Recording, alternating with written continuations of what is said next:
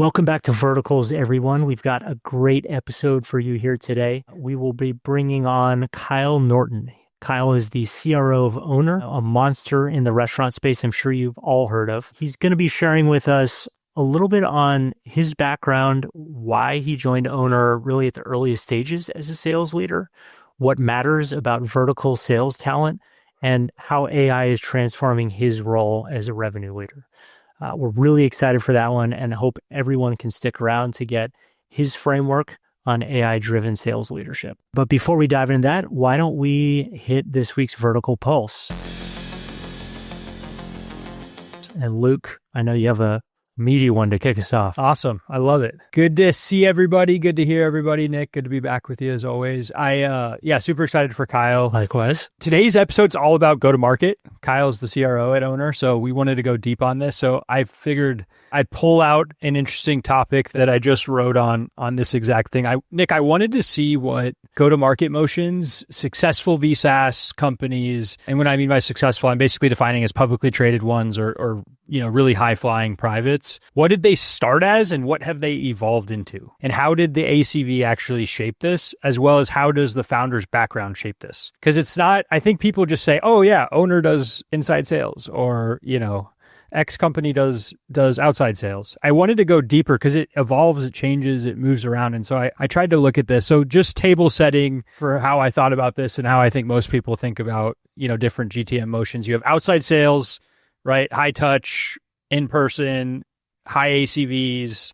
You have inside sales, cold calling, cold emailing, cold outreach on social, typically lower ACVs. You have marketing led, where if you can crack marketing led, like more power to you. You put $1 in the Facebook machine or the LinkedIn machine and you get $2 out. Partnership led, product led. So those were like the buckets I looked at. And then I went through each company. And so, Palantir, for example, obviously, massive business. Like the multiples that Palantir commands are the highest in the entire software ecosystem, let alone vertical software ecosystem, and massive government contracts, right? And huge commercial contracts, like $1 million to $10 million types of contracts. You can imagine this is very much an outside sales motion, and it basically always has been. I think their ACVs might even be much higher than that. I think they may be closer to 5 million. That's so wild at this point. Yeah. That's so wild. So I one of the key takeaways here is if you're running an outside sales motion and you want to build a very sizable company, it's clear that you have to have a massive ACV, like 100K, 200K probably doesn't even cut it to support a 12 to 18 month sales cycle, assuming you want to build a monster like Palantir. Do you agree with that? Yeah, of course. I mean, as we'll talk about with Kyle in a moment. Yeah. Some other interesting ones. So Weave, a lot of people don't know about Weave, but Weave has really done well in the dental space. They're trying to brand themselves more as for SMBs now, but their focus initially and really today still is majority dental. Huge inside sales machine, out of Utah, dialing for dollars. Probably similar approach to Owner that we're going to hear about today. Yep. So anyways, I'll link the piece, but I think it's helpful for folks to go read this, go check it out. I basically dissected every company and looked at how ACV dictates the motion. The graph I'm illustrating here is obviously outside sales, higher ACV, product led, and it goes all the way down to product led with lower rates. And the most interesting takeaway is if founders' backgrounds influence go-to-market motion, which I thought it would, and the spoiler is it doesn't. Kind of interesting. Interesting. This is a really, really cool piece. Everyone should check it out because I think there's just a lot of misconceptions around, hey, this works, this doesn't. The reality is if you look at startups or public companies, you've got everything from 5 million ACVs that have IPO'd all the way down to $500 with LegalZoom and I think Autodesk, and you have a few of them here. So everything can work, but, can't go high ACV inside sales, right? Everything's got to align. So I love this research you put in here, Luke. Awesome. Well, I'll pass it to you for the next pulse. Yeah. So we have a good strategy piece there. I thought I would introduce you to relatively recent, financing announcements, startups that are pretty interesting and I think say something about the current state of vertical AI. So, one is BrainCo. Listeners, you may have seen this one, but BrainCo raised a $30 million Series A. It was led by Elad Gil, and like a true laundry list of angels. I think there's like Reid Hoffman, Sarah Guo, Brian Armstrong, et cetera, et cetera. So flashy one. I don't know. I think they raised maybe five before. So is this a seed, a Series A? Who knows? I think what's interesting about it, well, first, let's just say what they do. So it's kind of a AI infrastructure and app builder focused on kind of really meaty, hairy problems with big institutions.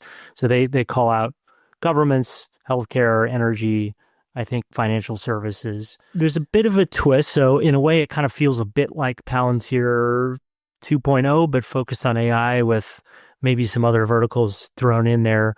What they really do call out, which I think is maybe an interesting window into what they're trying to do here, is that they're building quote unquote living AI apps that kind of upgrade with new model capabilities.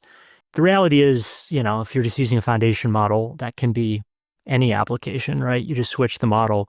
But I think what they're really speaking to here is the enterprise need right now for solutions that are tailored to them and that don't require them to kind of sort through the bin of 1,000 tools, help with implementation, right? Like we talked a bit about this in the last episode. There's kind of mixed feedback on AI adoption, but I don't think that's because of the promise of it. I think that's because of the difficulty of it and the chaos of the current environment.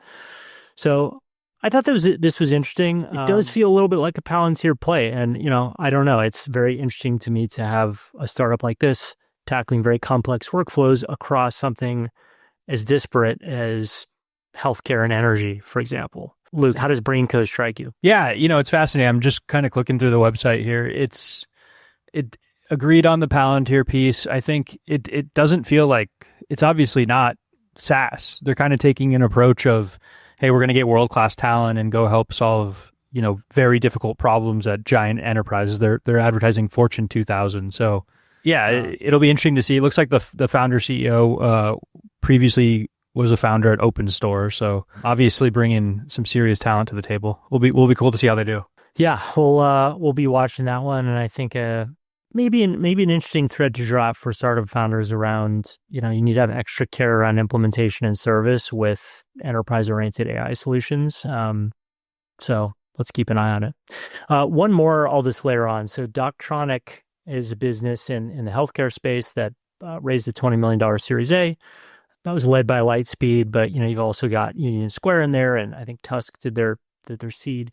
They position themselves as a 24/7 AI, quote unquote, digital doctor covering triage, diagnosis, treatment. What's interesting about it is, if you just go to their website, so you can actually type in, hey, what's going on, and we'll help you get to a doctor, right? So in a way, kind of a ZocDoc, AI-enabled ZocDoc sort of wedge. But if you poke around on their site, what you'll see is really what they're going after is being that system of record of your healthcare data. And they actually even speak about, replacing or serving that EHR function. So I think this one stood out to me, one, in contrast to Brainco, right? They're certainly going after a defined vertical, although maybe not as highly verticalized as some of the EHR plays that we see today. But I also thought it was interesting because you're seeing this across some vertical AI businesses. There's a bit of a B2B, B2C blend, right? You've got kind of leveraging what LLMs can do well to capture consumer interest and get the data. And long term, I think they really want to go more B2B and capture the EMR of the future opportunity. Luke, how'd your Doctronic consult go here?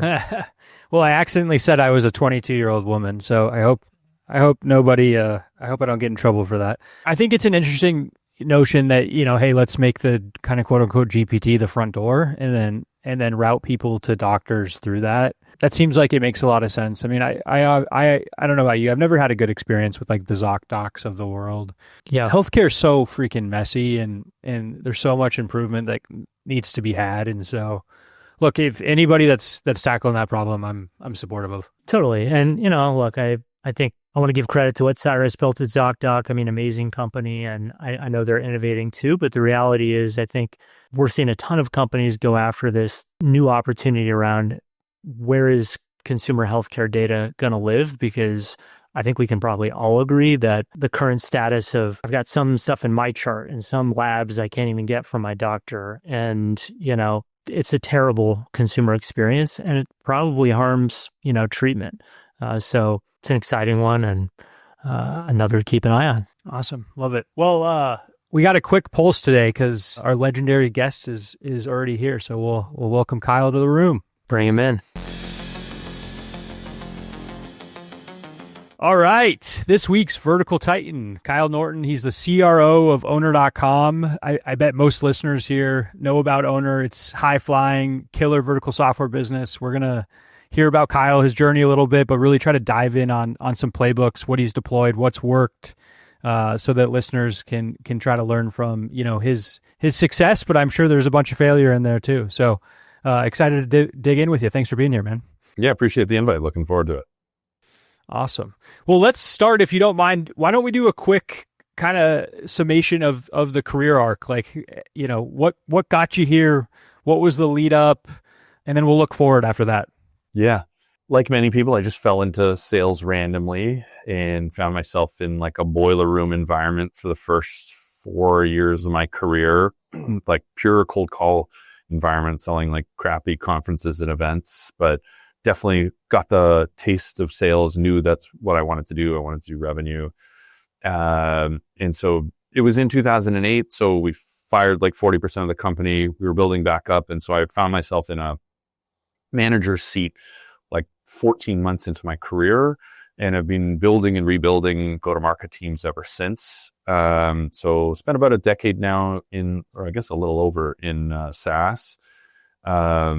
Was a VP of sales for a company called League that was like 0 to 25 million ARR in the enterprise benefits and healthcare space. Then I spent 3 years at Shopify. I ran go-to-market for our point of sale group, and then we reorged, and I ran go-to-market for the Canadian market across all products, all segments, and had an amazing 3 years there. Like, did not want to leave, wasn't planning on leaving Shopify. Felt like I was going to do that for quite a few more years, but through GTM Fund, invested in Owner, got to know Adam, the founder. He put the Adam tractor beam on me and pulled me into the business when it was still very small, like two and change million ARR, 30 people basically.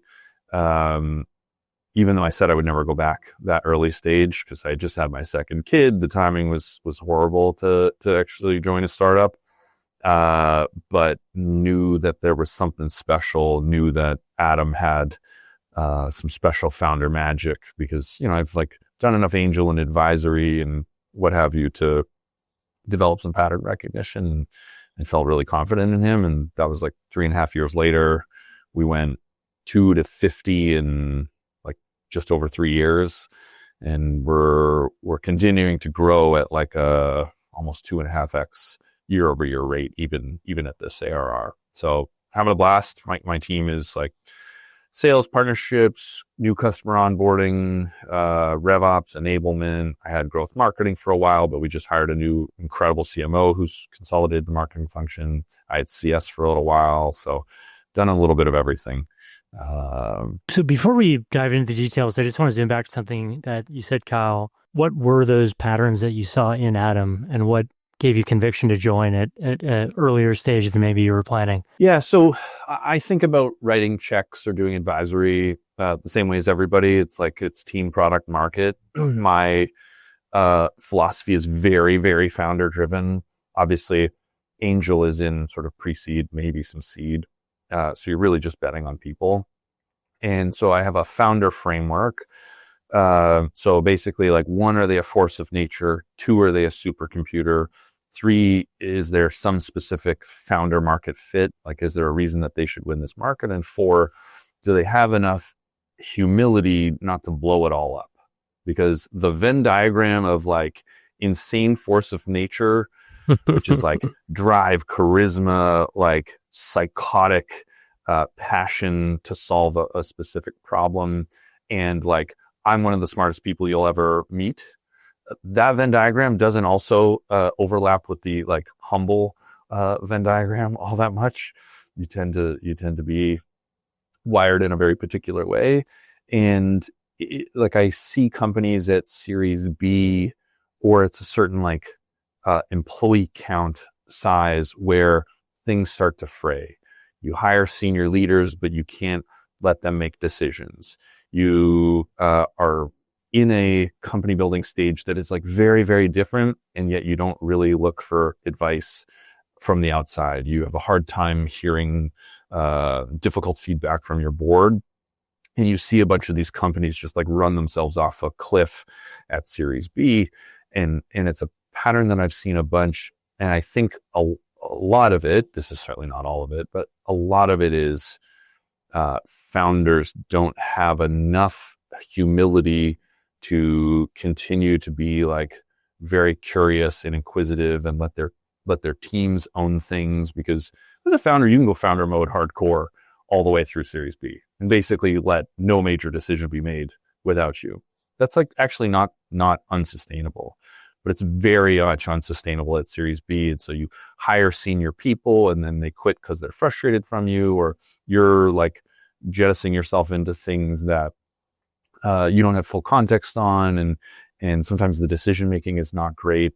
And so you need enough founder mode and enough, because like Adam does a lot of founder mode stuff that I'm like, ooh, I don't know, like that seems like an early bet, or that like I might not see it.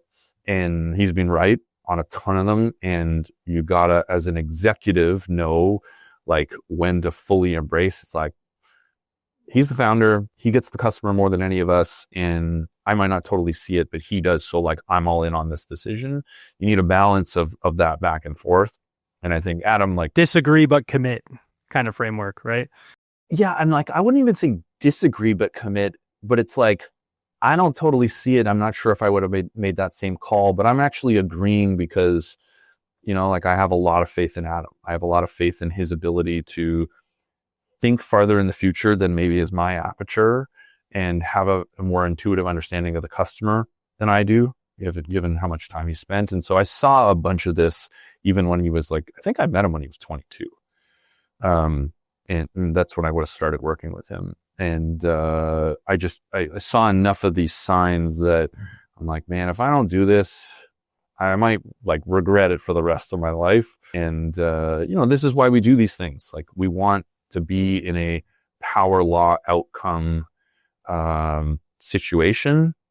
And I felt like he could do it. And I've been thus far proven right. And I continue to be more bullish and optimistic and confident in that trajectory today than I ever have been. I have a funny Adam story. So Adam reached out. I think I can't remember when he got the Teal Fellowship. I don't know if he was like 18 or 7. He was so young. He started this thing when he was like 17, right? He wasn't even out of high school yet. Yeah. So I remember him reaching out and setting up a Zoom with me because I had previously done the fellowship, and I get on this call and you could see it. I could see what I can't say I saw it to the level that you did, but he was maniacal. Like, he's reaching out to all these people. I'm getting on the phone and he's like, 17 years old, and he's like, I'm going to take over a restaurant. I'm sitting there. I'm like, dude, there's toast. Like, I don't know if that's the right vertical. Like, are you sure? And he was just, he had this like look in his eye, and I had never even met him. He just like reached out to do a Zoom, and wow, but you could tell like he was going to run through walls, until he couldn't anymore. Yeah. What was his kind of founder market fit angle? I forget. He started the business for his mom, basically. His mom had a dog grooming salon. They put all of their life savings and more, because they were leveraged, into this dog grooming business. And it was basically like going under, and it was going to take their house, and his mom was in a really bad like personal situation. He's talked about this publicly. And I would encourage everybody to go like listen to that story on, I think Jack Altman's podcast was when he really got into it. And so he built this gaming studio. So his whole thing was, he ran the second biggest Minecraft server in the world when he was like 14 or something like that. And like, I've never played Minecraft, but I like did some research, and I'm like, well, this is a real achievement. And then he had a gaming studio, and eventually was like, he applied the skills he learned in marketing those Minecraft servers and games to his mom's business, saved the business. It's now this like amazing, thriving thing. And he just saw like the impact that it has on his mom, had on his mom. And she had like a new lease on life, like transformed as a person, because they went from like scared of losing their house to now she's living her purpose. She's like fulfilled and, you know, confident in herself.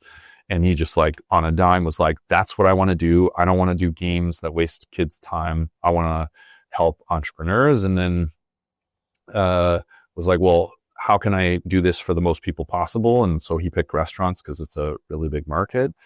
And so he just like is bonded to this mission. And if you hear him talk to customers, you see it. This is like a bit of that force of nature thing. And it just like, it jumped out of the screen at me.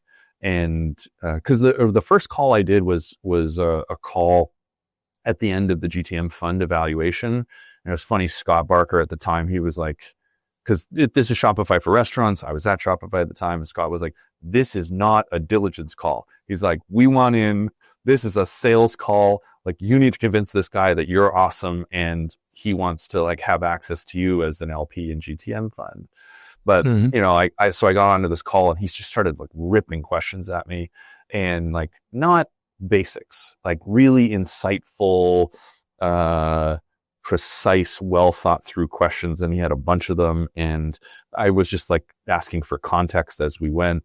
And it just like leapt off the page that, the founder market fit, the force of nature, like psychotic drive, humility too, big humility.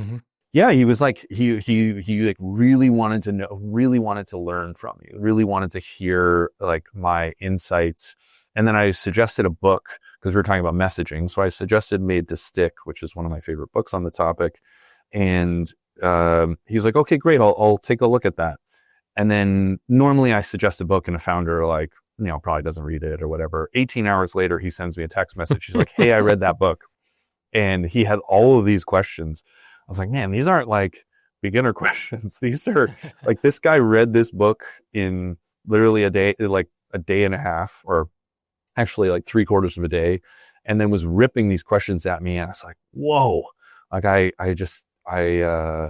got onto the next call, and it was the first time like I'm not some Teal Fellow Mensa, member, but like I'm a reasonably smart person. And it was the first time that I'd been around somebody, or one of the rare times where I was like, man, it's like, I feel sort of intellectually self-conscious around this guy who's 22 years old. And I was like 36 at the time or whatever. And, I just knew. And I have this moment, I've had this moment with like, not to this degree, but I have a very new, like for writing checks or for doing advisory, I have like a very different bar. Now it's this like atom bar. People won't get there, like, or else I'll never write a check, ever. But I've only met like one or two founders that I'm like, they're a tier below but are at my new like post-atom standard. Yep. So Kyle, you mentioned founder market fit. I wanted to chat about seller market fit. So, you know, maybe a good entree to that would be, as you were considering owner, to what extent did your experience in Shopify factor in? How much has that been helpful? And just what's your overall view on the importance or not of seller market fit? Yeah. And then really the question is like revenue leader market fit. And I think we should talk about both of these things because I'm sure you got a bunch of listeners that are thinking about how to hire sellers as well.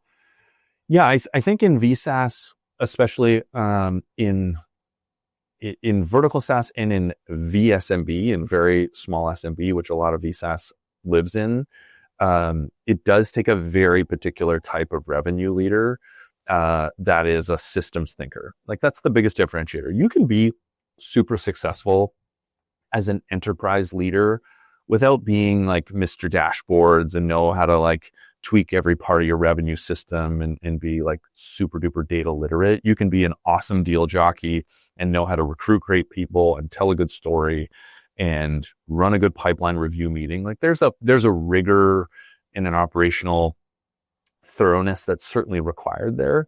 But I think in vertical SaaS, you really need to be somebody who loves the data, loves the numbers, loves to tweak and think a lot like a growth marketer. We hired a new CMO who is a growth person by background. And I think the reason that him and I get along so well and have like built a very collaborative relationship so quickly is you just see the world through the data. And a lot of sales leaders don't come with that. And so if you're a founder looking for that, for that leader, like the operational rigor and the data centricity is much more important than the sales acumen, because the sales acumen is important, and you need to be able to teach great craft to win deals at a high level, but you really need to understand how the machine works.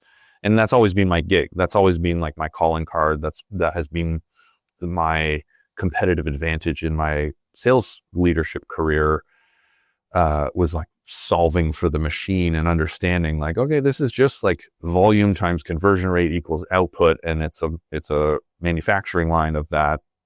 And so you just break it all down. You solve problems stage by stage, and like that's how you build a. Kyle's being humble here though, because Kyle, we've had calls before, and when he says his value prop is understanding the machine, he's like the most maniacal. Like I left a call with you, Kyle, where I had already sold my business, and I was sitting there thinking like I did go to market wrong for the last 10 years. Like we were an enterprise shop, and I was trying to find like the enterprise sales leader, and it was all about like, all right, let's map the accounts and map all the people and go after them. And that's great.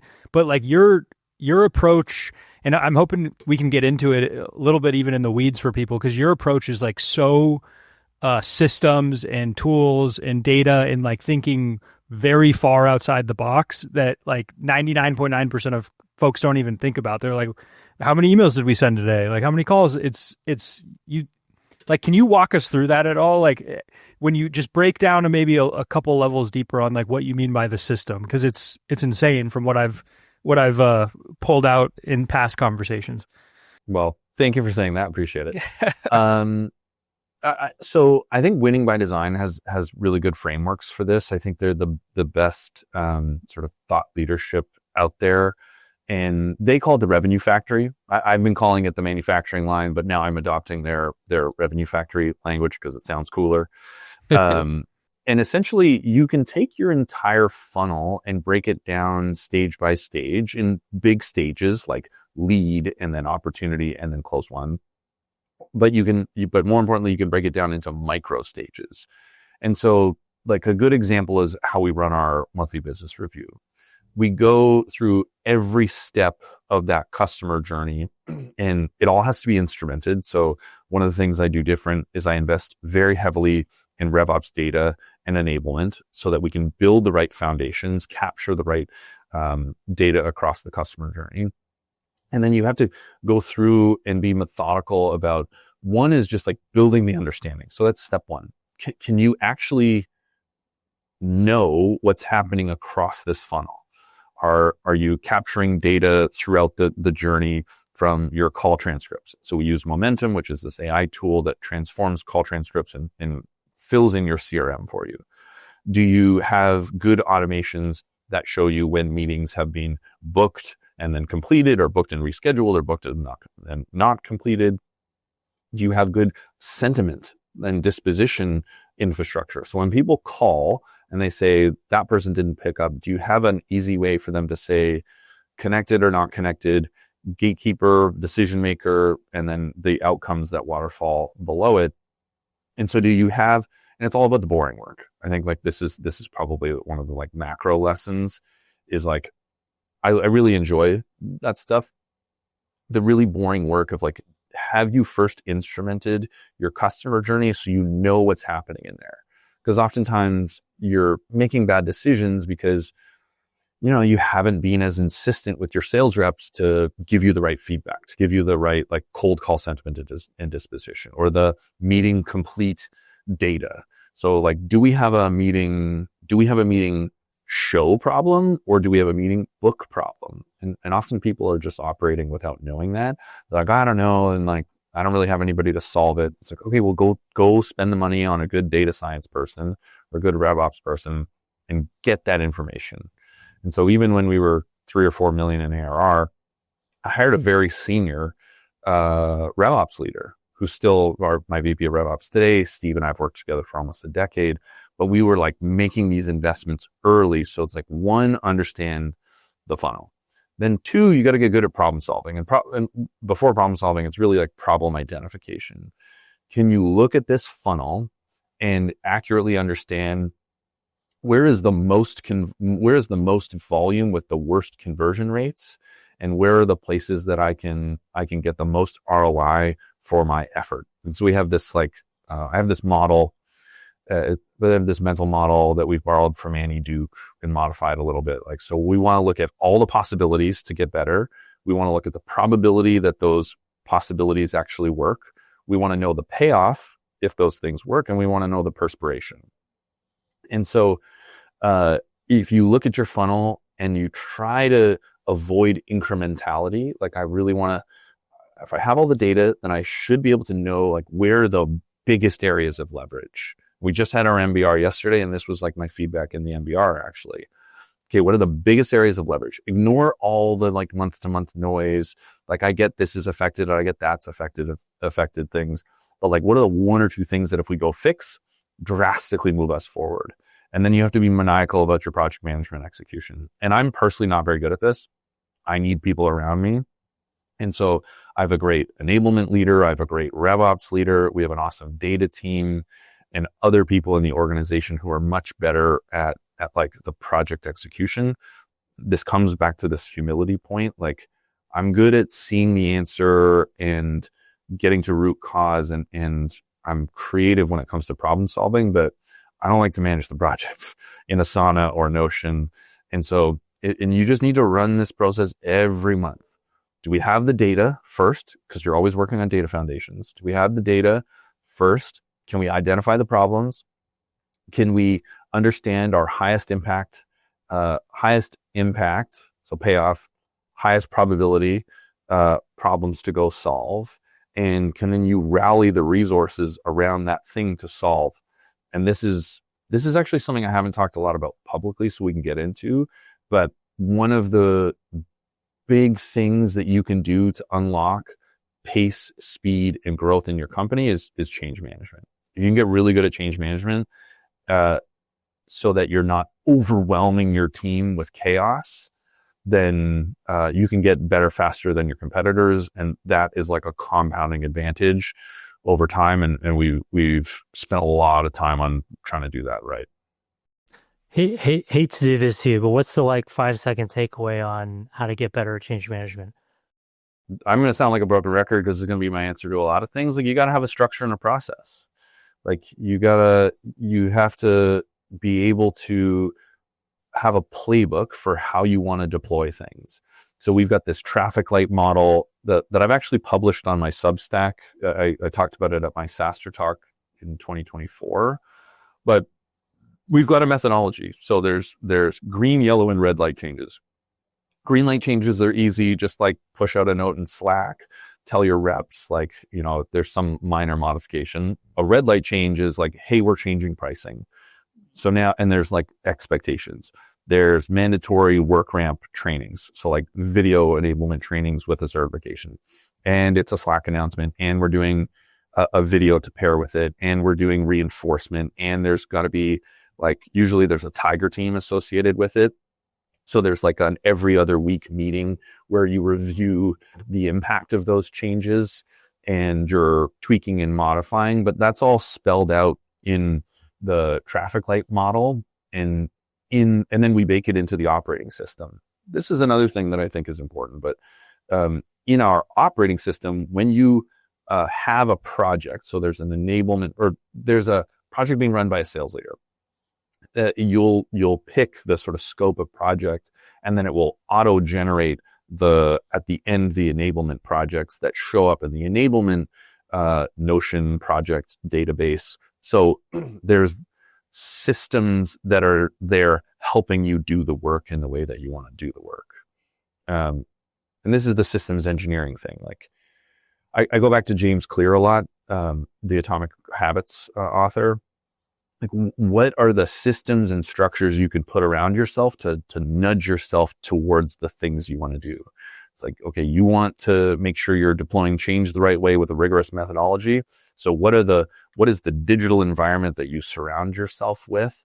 What are the automations and workflows that you have in place to nudge yourself towards doing the right thing? How many tools are you guys using to understand every single, I think most listeners are probably just looking at stages of the funnel, and you go maniacally deeper than that. Like, how many tools do you use across the stack, just to give people a sense of like how data driven you really are on this? So everything lives in Sigma. Sigma is our BI tool, and more than the tools, it's actually the people. We have an awesome data and biz ops team, and they go figure all that out. So, we use Salesforce as our CRM, then SalesLoft on top of it, which obviously logs all the emails and calls, and the sentiments and dispositions are in there. And then we use Momentum for this like AI CRM enrichment, which is one of the most important tools in our stack. Then everything gets hoovered into Snowflake basically, and we're doing the work in Sigma. I think this is probably one of the takeaways is if you're in VSaaS and if you run a high velocity environment, you probably need to have a BI tool much earlier than you otherwise would have. And you need to have a good data science team. Like our VP of data, like him and I and my VP of RailOps are tied at the hip. And he's tied at the hip with our CMO, and like it is a foundational part of our approach to business. So it's a little bit, we actually try to use fewer tools. Like I want as few tools as possible to prevent data silos and just like surface proliferation, which confuses reps. But the credit is actually more so to the people and like the MBR process, like Tom, who is the data person who runs MBR. He must spend like a week straight doing nothing but pulling data for MBR and looking for all the problem areas. And he knows how to, roll it all up and just highlight the important ones. It's more of the business process that I think lets us be this data centric than it is necessarily the system. Although I love Sigma. It's a great tool. So shout out to those guys. So I want to talk about, you mentioned the people. So I just want to talk about that for a second. A lot of our listeners are maybe earlier stage founders thinking about bringing on their first outside AEs, SDRs.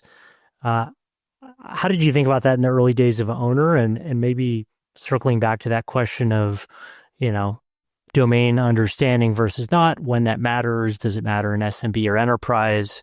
We'd love to hear your thoughts. Yeah. So we took maybe a slightly counterintuitive approach. And this goes back to like, you got to know the game you're playing. And we were playing a go big or go home game. We were playing the traditional venture capital backed like power law outcome game. And we were going to spend a bunch of money to grow as fast as we could and absolutely win the market.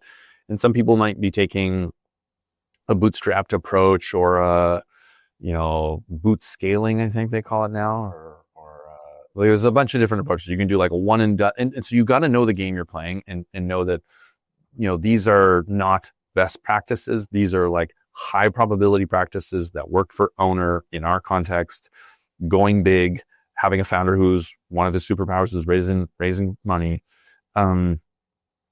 So caveat.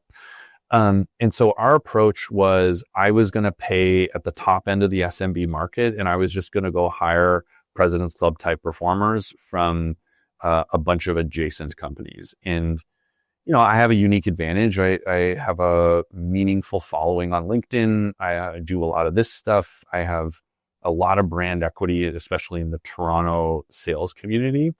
And so me joining Owner was like a pretty significant validation that like, hey, this might actually be something. And so when I reached out to sales reps, I could go to a President's Club performer from like a mediocre VSaaS company that was like growing quickly at some point, maybe has slowed down but they're like a stage or two ahead of us. And I could just go pluck off like top reps from that place. And so there's companies there's companies that I've hired like 11 people from. And I feel sort of bad because it's, there's a company in the Toronto ecosystem that like clearly like that's not an awesome situation for them.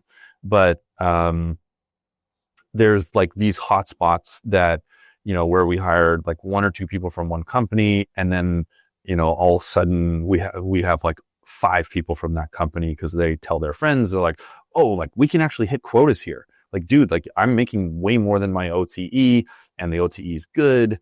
And I built like a very seller friendly environment with like high comp and friendly OTEs. And I was like every single end of month on a bunch of demos and helping the team get the job done. And so I could Are you go, making those OTEs achievable for like, are you looking at it as the classic, hey, the sellers need to deliver 5 times, OTE or 3 times? Like, are you pulling it down so people make money and they get excited and continue to put in work? Yeah, for sure. So we set quotas a little differently than most. So I think if you're early stage and you can get 3 to 1, great. Yeah. As you mature, if you can get to 5 to 1, not quota to OTE, because quotas are make believe. It's like actual like revenue that they've brought in, because our average OTE attainment last quarter, or like we did an analysis in the last couple of months that looked back like the last 6 months, and it was 148%. So if we give you 150K OTE, you're making 148% of that on average. And, which sometimes makes it slightly more challenging to hire because people see the OTE. They're like, oh, that's not that high. Like that's like, we're middle of the market now, but our top reps are like cleaning up and our average attainment is very high. Like 70-80% of AEs will hit their quota in any given month, and you guys are fully inside sales focused. Like it's all dialing, all outreach. Yeah. Yeah, we don't do any door knocking. I think door knocking is a little bit of a relic of the past, and it's working well for many companies, and not because they've built that motion. But I think if you started a VSaaS restaurant company again today, like door knocking's probably not the best route, because now we have way better data than we did before. You can target more effectively. You can run a very different environment today than you could 5 or 10 years ago. So it sounded like with a lot of your early talent, you did target adjacent companies. So some experience in restaurants, retail, like how... Anything blue collar. Because like what I want to dig into is what matters about the domain expertise. Is it the objection handling? Is it just familiarity? No. What matters? The deal size. More than anything. Can you operate at this velocity? Where I think people go wrong is you hire a mid-market rep for an SMB opportunity. Because the skills required to be great at it are very different. And so something that we realized in the last couple of quarters when we did this big hiring retro is that sales craft is actually a lot less important than we thought it was, like for people coming in. Because we have a unique ability to teach the sales craft. Like you can come in as long as you're really hardworking, you're a good learner, and you're open-minded, and you're very organized and disciplined. Like if you have a mediocre case study when you like pitch us owner, that isn't actually that correlated to results. What is way more important is are you really driven? Do you want to work hard? Do you like to learn? Do you have a passion for learning? And are you super organized? Because if you're managing like 50 opportunities in a month, unless you are good with your calendar and your follow-ups and you're a person that loves checklists, like too many things slip through the cracks, and then you end up getting outperformed by somebody who's got lesser sales craft, but better organizational skills. You combine those two things and then you got your super rep. Those are the reps that are doing like more than 2x their quota. So if I was early stage, I would say it's like deal size relevance. So if you're in restaurant tech, you can definitely hire people from prop tech or construction tech and vice versa. I think that works. We haven't seen a massive advantage having like restaurant experience. It's more about small deal experience. They have to have come from an environment that is like similar-ish in stage. So bringing people in from really big companies when you're very small, I don't think is very effective.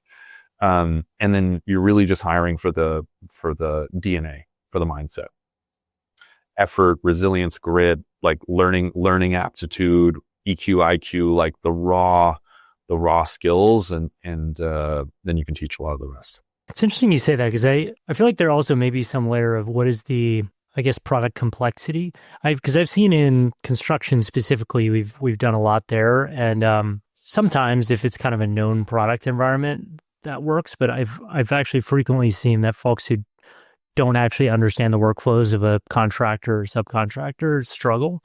But it may depend on the product. It has a lot to do with the specific product and the specific buyer, whether or not you can take this approach. I think, I have some friends that run prop tech businesses, and they haven't needed prop tech background because the problem they're solving is fairly straightforward. You need business acumen, but if you're solving like marketing stuff for construction tech, you don't really need to know how a site works to know how to optimize like a landing page and a marketing follow-up, and, how to answer, how a remodeling company is supposed to answer the phone. Like, but if you're selling an operating system to manage a work site, the market understanding, the buyer centricity will matter more. But that should hopefully be a solution, because you're taking on a lot more complexity there. You should be selling a higher ticket solution, or else you're going to get mired in long deal cycles with low payback. We were selling an enterprise kind of operating system solution, and one thing that made a huge difference for us is we actually created this role called industry engineer, which was basically a sales engineer that actually came from that market. So like they actually sat at our end customer, sat at the end enterprise, and implemented all the technology that they leveraged. So they knew the business and they knew the technology, and that was like a huge unlock. But yeah, if you're more on like marketing or top of funnel solutions, which I know Owner focuses most heavily on today, like it's probably less relevant. Look, what ACVs are you guys? We were 100K ACVs. Yeah. Got it. Yeah. And what are you guys, Kyle? Like 10? Yeah. Right around there. And so we've gotten like pulled up market. Somebody hears from us about their friend and their like 15 locations, and they buy into the philosophy. They're like, yeah, I'm willing to give up some choice and flexibility in order to enlist Owner's army of experts. But it's not necessarily our focus day to day. Yeah, and higher ACV, just for our listeners, higher ACV doesn't mean better, because my sales cycles were like 12 to 18 months and it sucked, right? Yeah. So So I've talked about this. I talked about this on my episode of GTM Now. Like one of the lessons that I think has been that I've intuitively understand, and now I have like language for it, is this idea of strategic congruence. Because, you're talking about like a solutions engineer and for a complex product, but I talk to founders, it's like, oh yeah, we want to be like the core data platform for XYZ. I'm like, oh yeah, what's your ACV? They're like 20 to 25K. It's like, dude, that's not going to work. You got to charge 4 times as much, because even if you can win deals, it's going to be so arduous to pull out like a core operating platform that the ACVs need to offset it. Or you got to like find a wedge product, and then it's got to be land and expand. You need some other go-to-market motion. And so you see this all the time, like, your product has to fit with your go-to-market strategy, and how you hire your sales leader has to be congruent with that. And then how you do pricing, how you hire reps, and how you do it, the culture you build. All of these things need to have a congruence that oftentimes you don't see. And it's what takes a lot of people like pretty badly off track, especially in this environment where there's like hundreds of podcasts you can listen to on all of these topics, and you hear stuff I say, it's like, oh, we should do what Owner did. They're killing it.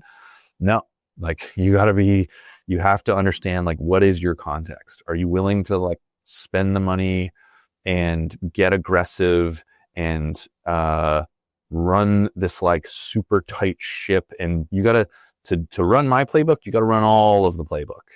You can't pick and choose like little parts. And so the business context is so important. And oftentimes founders miss that. So what's in this environment, you guys are focused on a market that is fragmented, the owners that are your main audience are low on time, low on margin, probably a lot of solutions. What was kind of the key to your wedge and I guess getting attention, moving people through that funnel? It's a very good question. We solve a problem that people care about. We solve a money problem. We make customers money, and people are willing to spend time to figure out how to make more money. When you call a restaurant owner and you say to them, hey, I was looking at your website, your reviews, you're really well reviewed, but you're actually getting outranked by Johnny's Pizza, who's like 4.3 and you're 4.8, and they have less reviews than you. And yet Google thinks that they're a higher priority business. There can only really be one reason. Your digital presence is broken in some way, and they lose their mind. They're like, yeah, that guy's pizza sucks. It's like cardboard. It's like the problem identification and being able to like press into that pain is the thing that gets people to pay attention. And this goes back to sort of the market fundamentals. I think in today's day and age where it's harder to get a buyer's attention, venture capital is like had this massive flight to quality. You have to solve a problem that people like really legitimately care about. This market in every way is going to be unkind to people solving a nice to have problem, or the company that's like third or fourth in their category. If you're trying to join a company or put money into a company, like for me, it's all about like, are you clearly the first and maybe second best company in that category with a potential path to first? And are you solving something that people really care about? Because the market's too noisy. I've heard a good analogy with kind of owner to toast, and it probably resonates with you. And I don't know if this is what you saw in those early discussions and interviews. It's like the Klaviyo to Shopify, right? And so like a lesson for me was there's a bunch of, I think, investors that miss in certain verticals. There's a monopoly or there's a market leader that's crushing it at the operating system level. Mm-hmm. But almost in all cases, they may be doing some stuff on like the growth customer acquisition side, but they're not doing it that well. It's not this core kind of thesis or focus because they have such a wide kind of landscape that they have to take care of. And then that's where like an owner comes in and just knocks it out of the park. And now you have kind of the front of the house and the back of house mindset in the industry. Is that what you saw coming from Shopify? Is that even a good analogy? The better analogy would be Shopify to Lightspeed and owner to toast. Shopify solves the money problem. Shopify it's by far and away the best e-commerce platform in the world, and the gap is getting bigger by the month. I would say owner is the same way. Like there's just every piece of data that you could possibly pull will tell you that owner will grow your business faster than all of our direct competitors. Doesn't mean that it works for every single customer.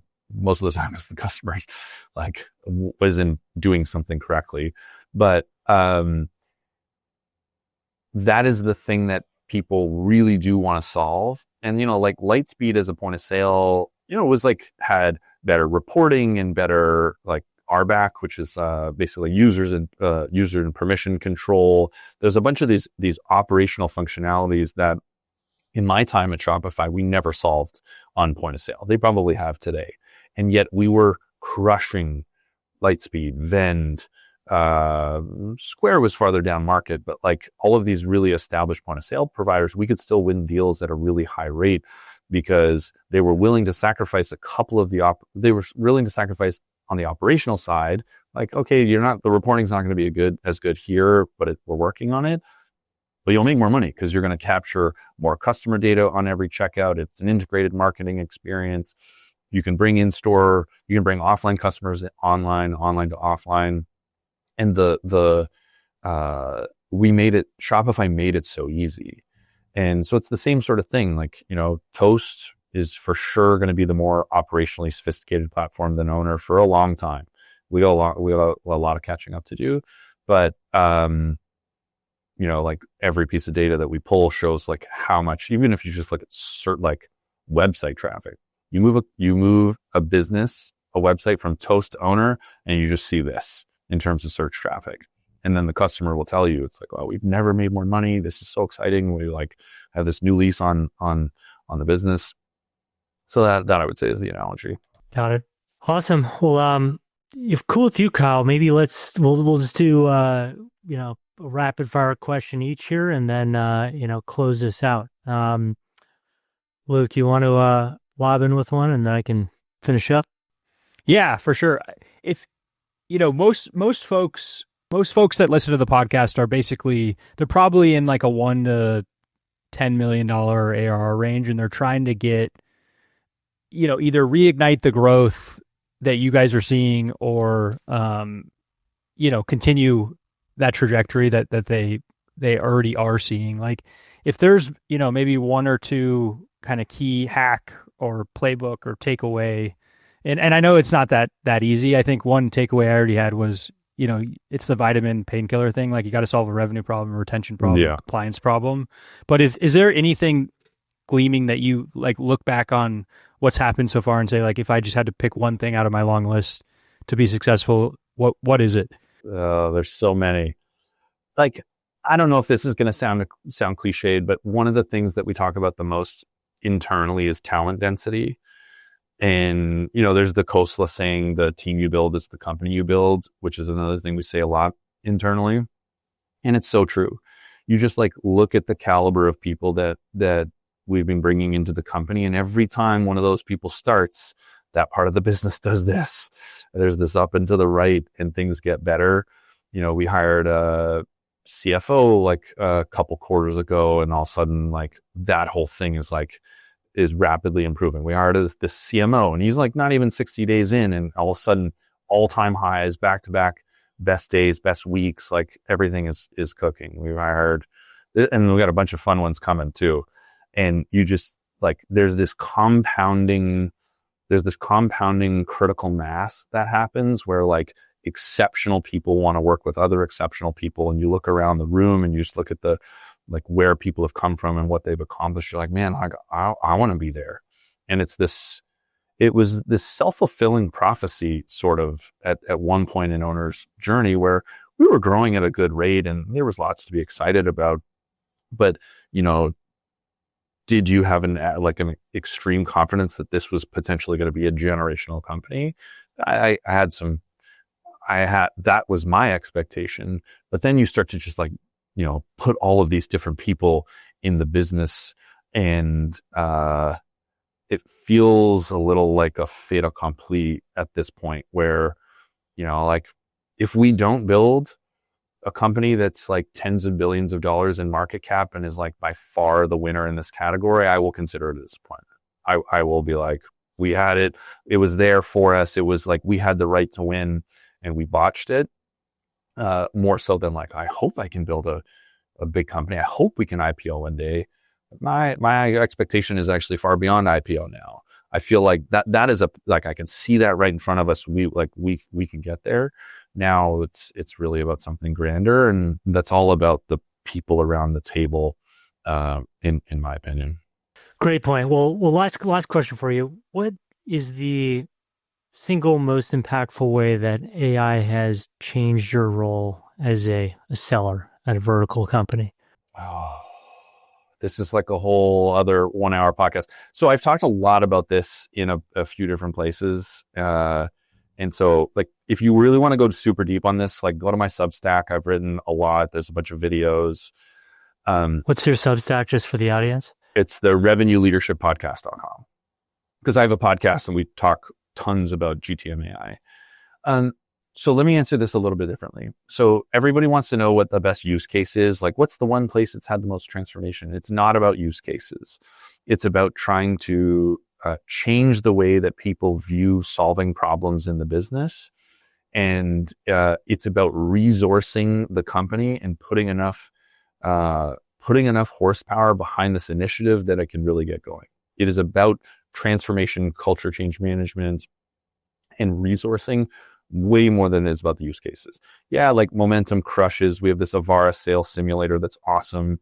Trig is this like post-sales automation tool that absolutely rips. Data Lane for data. Like we've got 7 awesome production use cases. OneMind is our sales avatar.